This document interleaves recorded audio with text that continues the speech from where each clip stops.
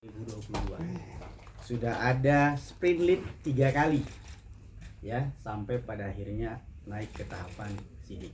Nah, kita kembali ke dalam proses kasusnya. Kenapa sampai timbul dugaan penggelapan dan penipuan? Kalau kita lihat di laporan, sebenarnya tidak ada penipuan di laporannya.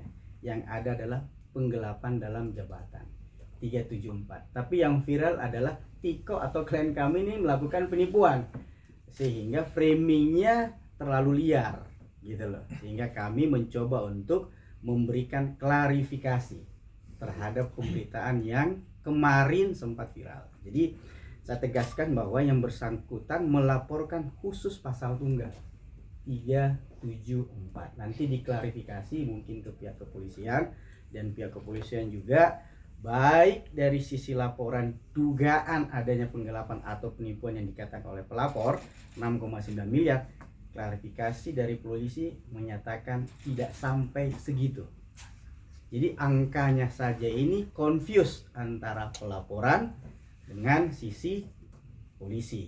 Tetapi ada hal yang penting saudara-saudara sekalian, rekan-rekan media, yang perlu diketahui bahwa kasus ini bermula dari persoalan perusahaan yang dibentuk secara keluarga.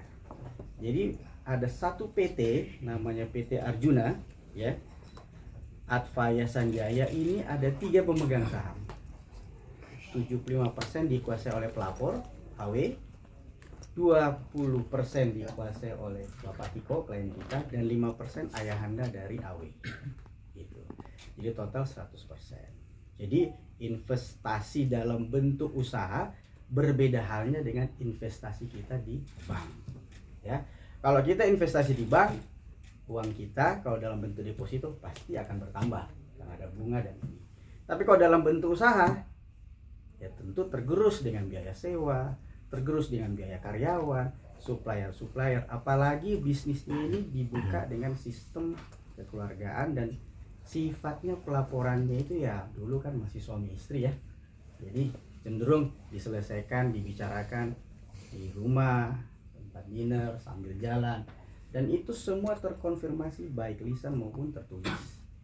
Kalau yang bersangkutan menjabat sebagai komisaris, seharusnya kalau terjadi permasalahan terhadap perusahaan tersebut, sebagai komisaris nih, saya harus menanyakan kepada direksi, dalam hal ini Tiko, walaupun suaminya pada saat itu, bagaimana perusahaan, lancar atau tidak, rugi atau tidak.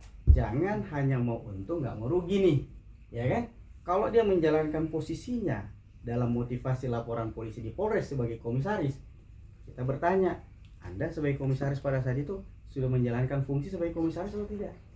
Sudah pernah meminta pertanggungjawaban atau menanyakan perihal laporan hari ini ke polisi bahwa perusahaan rugi, ada penggelapan?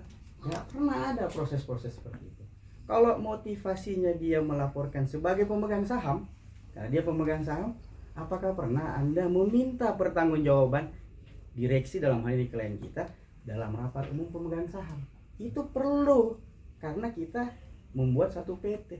Undang-undang PT jelas, kalau ada hal-hal tertentu, organ tertingginya adalah rapat umum pemegang saham. Ini sama sekali tidak pernah dilakukan.